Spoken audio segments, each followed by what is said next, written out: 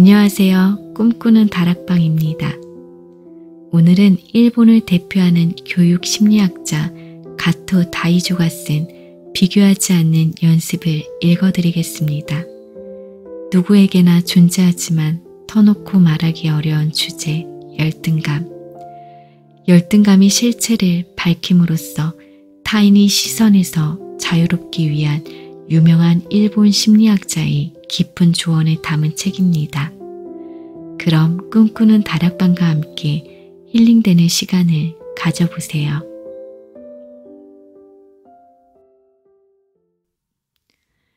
남과의 끊임없는 비교. 열등감이 심한 사람에게는 명확한 특징이 있다.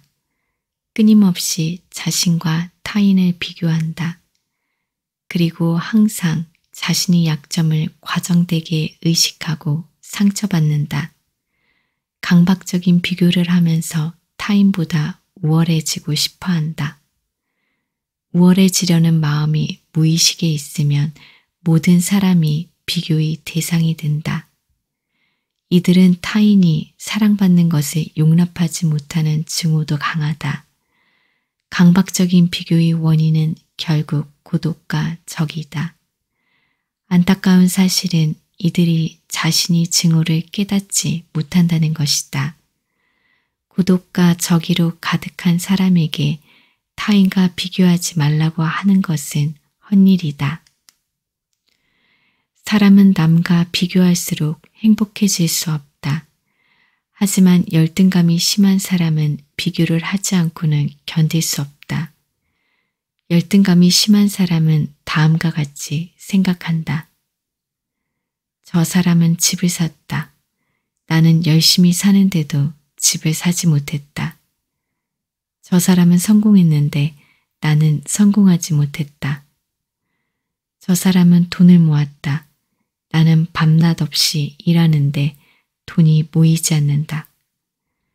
열등감이 심한 사람은 타인을 보면서 자신이 행복을 결정짓는다.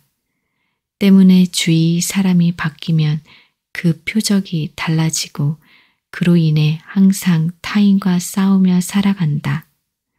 만나는 사람 모두와 자신을 비교하게 된다. 유년기에 만들어지는 심리적 토양. 살아온 경험은 대인관계와 깊은 연관이 있다. 누구나 태어나서 지금까지 대인관계와 동떨어진 경험을 한 적이 없다. 열등감이 심한 사람은 삶의 경험이 시작부터 굴욕감과 이어져 있다. 열등감이 심한 사람은 성장기에 왜 누구처럼 될 수 없니? 라는 질문을 들으며 타인과 비교당한 적이 있다. 비교당하며 성장했다는 것은 지배당하며 성장한 것과 같다. 이는 지배, 피지배의 관계에서 성장했음을 의미한다. 이런 경우 어릴 때부터 자의 확립은 어려워져 자신과 타인을 비교하는 습관이 생겨난다. 어떤 경우든 상대를 이기지 못하면 부모에게 혼났던 과거가 있다. 문제는 비교당했을 때의 심리적 토양이다. 실패와 굴욕이 이어져 있듯이 비교는 비난받는 토양과 이어져 있다. 열등감이 심한 사람은 성장 과정에서 늘 남과 비교당해왔다. 언제나 비교 속에서만 존재해왔다. 나는 이것이 하고 싶다가 아닌 우월해지고 싶다가 마음이 중심이 된다. 그 결과 자신이 감정이나 바람을 상실하고 스스로 주체가 되지 못한다. 어릴 때 남에게 무시당하거나 멸시당하며 심리적으로 상처받은 사람은 되갚음을 위해 자신의 능력을 무시하고 비현실적인 만큼 대단한 사람이 되려고 한다. 복수심에 사로잡힌 사람은 일에서 성공하는 것 이외에는 어떤 것도 의미를 느낄 수 없다. 그리고 성공을 통해 남보다 우월해지려고 한다. 어떻게든 자신과 타인을 비교해 질투가 심해진다. 타인을 그 자리에서 끌어내려 자신이 가치를 지키려고 한다. 그렇게 되면 당연히 상처를 받기 쉽다. 스스로 마음을 지탱할 수 없다. 우월감은 사람을 지옥으로 이끄는 어두운 힘을 갖고 있다. 타인에게 압박을 느끼면서 일에서 성공해 다른 실패를 보상받으려고 하면 인생은 막다른 길로 몰린다. 애정 결핍이 있는 사람은 무슨 수를 써서라도 인정받고 싶어 하지만 실제 자신을 있는 그대로 받아들이는 사람은 불안해도 자기 실현을 위해 노력한다. 자기 실현을 위해 노력하는 사람에게 중요한 것은 과정이지 결과가 아니다.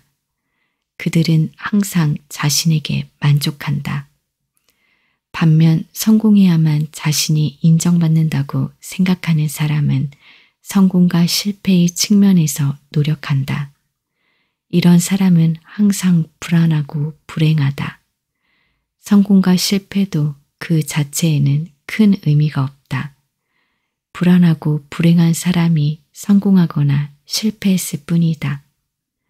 아무리 성공해도 불안하고 불행하다는 심리 상태에서 벗어날 수 없다. 그 정도로 인정받음을 중요하게 생각한다는 것은 의존적이라는 증거다.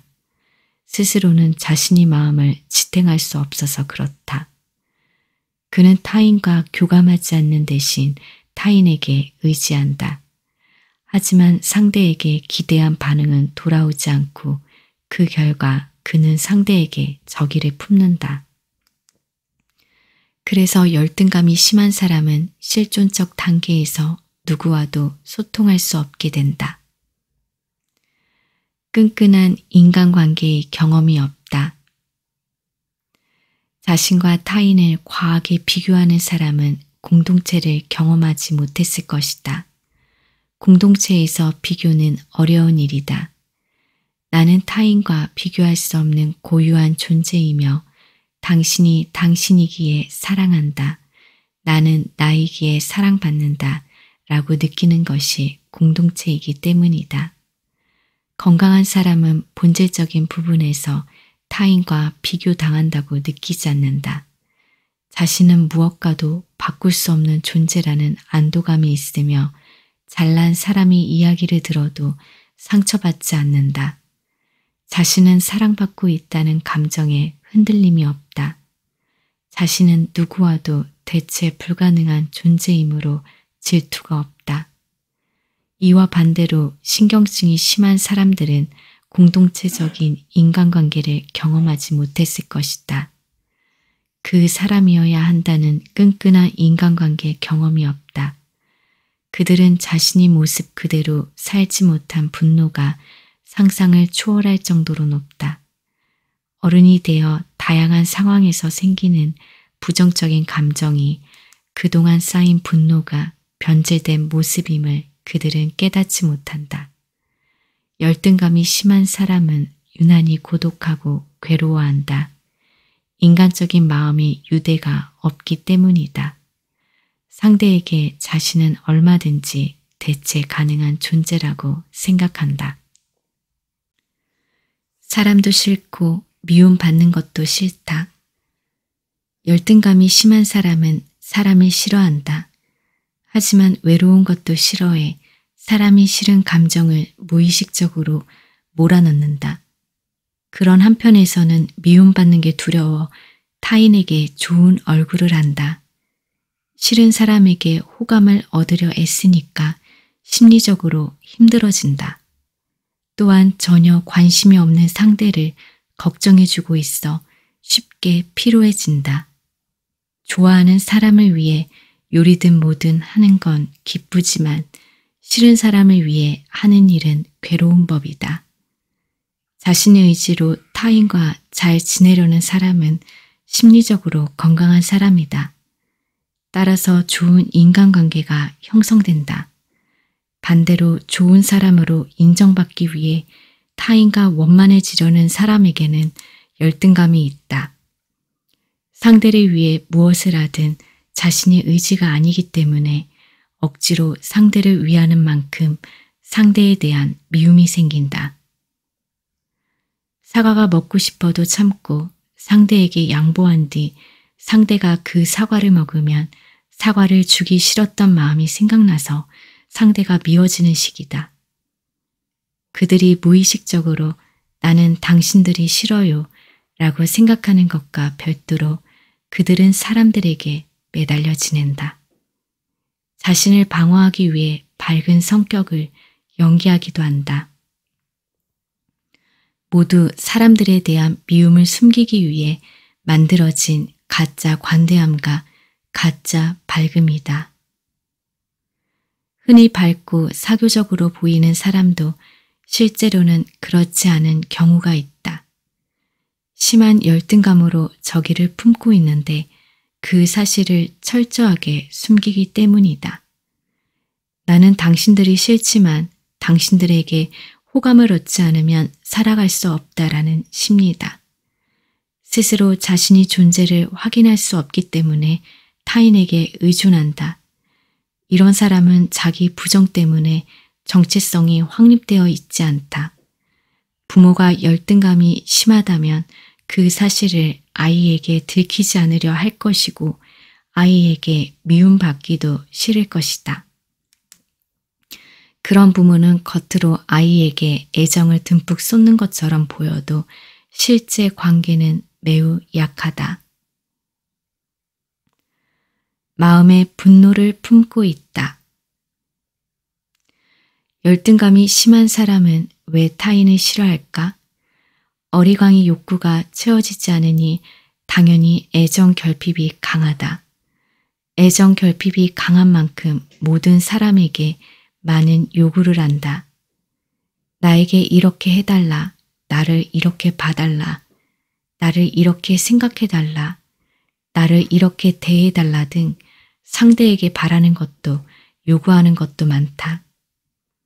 사람들이 그를 그렇게 받들어주지 않는 건 당연한 이치다. 열등감이 심한 사람은 자신이 바람이 실현되지 않으면 매우 불쾌해한다. 그렇게 자신에게 불쾌함을 안겨준 사람들을 미워한다. 열등감이 심한 사람은 마음에 분노를 품고 있다. 그것은 숨겨진 분노, 숨겨진 증오다. 그러나 그들은 자신이 마음속 분노와 증오를 인정하지 않는다. 열등감이 심한 사람은 자신을 방임하면서 살아왔다. 그는 온전히 자기 자신으로 있을 수 없어서 괴로워했다. 만일 자신을 방임하지 않는다면 같은 경험을 해도 지금처럼 괴롭지 않다. 그러니 열등감이 정체를 이해하고 그것을 극복하면 새로운 세계가 열리게 된다. 이타적인 척 하는 연기. 열등감이 심한 사람은 보통 사람보다 이기적이다. 하지만 인정받고 싶어 관대한 얼굴을 하고 미움받는 것이 두려워 극단적으로 이타적인 것이 되는 것 또한 이들의 특징이다. 타인의 호감을 사려고 이기주의를 감추고 이타주의를 연기한다. 열등감이 심한 사람들은 훌륭한 행동을 할 수는 있지만 따뜻한 행동은 할 수 없다. 그들은 타인을 과도하게 중요하게 생각한다. 타인을 너무 중요하게 생각한 나머지 자신이 감정을 압도해버린다. 간단하게 말하면 자기 자신을 잃는다. 이런 사람은 행복하고 싶은 게 아니라 행복하게 보이고 싶어하며 좋지 않은 상황에서도 안 좋게 보여서는 안 된다는 강박이 있다. 이렇게 무리를 하기 때문에 마음속은 우울한 상태로 에너지를 소모하며 산다. 진짜 자신이 감정을 잃은 탓에 타인의 반응에만 신경을 써 일상생활에서는 보통 사람보다 거만하거나 주눅들어 있는 등 극과 극의 모습을 보인다. 앞서 말했듯이 열등감이 심한 사람들은 이기적이다. 상대와의 유대가 없어 인간관계에서도 손해와 이득 두 가지만 생각한다. 그러나 그들이 항상 이득을 보는 것도 아니다. 자주 속는 편에 가깝다. 이득만 생각하기 때문에 인간 대 인간으로 갖는 흥미와 관심이 없다. 상대가 냉혹한 사람인지 따뜻한 사람인지 성실한 사람인지는 전혀 관심이 없다. 아무리 냉혹한 말과 행동을 봐도 자신에게 피해가 오지 않는다면 관심이 없다. 교활한 사람에게 열등감이 심한 사람은 만만한 먹잇감이다. 그래서 다른 사람에게 잘 속아 넘어간다. 자신에 대한 경멸. 열등감이 심한 사람은 주위 사람들이 자신보다 뛰어나다고 느낀다. 다른 사람들이 모두 훌륭하다고 착각한다. 강한 열등감에 사로잡힌 사람이 교활한 사람에게 잘 속는 것도 이 때문이다. 교활한 사람에게 이처럼 쉬운 사람이 또 없다. 교활한 사람 입장에서는 자신을 훌륭하다고 생각하는 상대가 쉬워 보일 수밖에 없다. 열등감이 심한 사람은 교활한 사람에게 비판당하고 착취당하고 농락당해도 막상 교활한 사람을 만나면 고개를 숙인다. 자신을 부당하게 멸시하고 비방하고 창피를 주는 비열한 사람에게 사죄를 한다. 이유는 하나다. 상대를 과하게 높이 평가하고 자신을 부당하게 낮게 평가하기 때문이다. 이것은 자기 자신을 경멸하고 증오한 사람이 비극이며 바람직하지 않은 일이 일어나면 모두 자기 탓이라고 해석하는 사람이 비극이다. 스스로를 증오하고 경멸하는 자는 상대의 부당한 행위에 화가 나도 속으로는 그것이 타당하다고 느낀다. 자신은 경멸당하고 무시당해도 어쩔 수 없는 인간이라고 느낀다. 그동안이 힘들고 어려운 일들을 내가 바빠서 그랬다라고 해석한다. 열등감이 강한 사람은 어릴 때부터 책임을 전가하는 교활한 사람들 틈에서 살아온 탓에 사고방식이 그렇게 되어버렸다.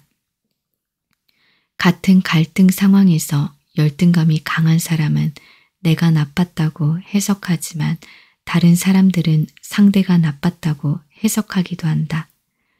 내가 나빴다고 해석하는 사람은 자신을 멸시하는 사람에게 항의하지 못한다. 마음으로는 상대의 비난 섞인 말과 행동을 받아들이고 있기 때문이다. 나를 지키려는 의지가 없다.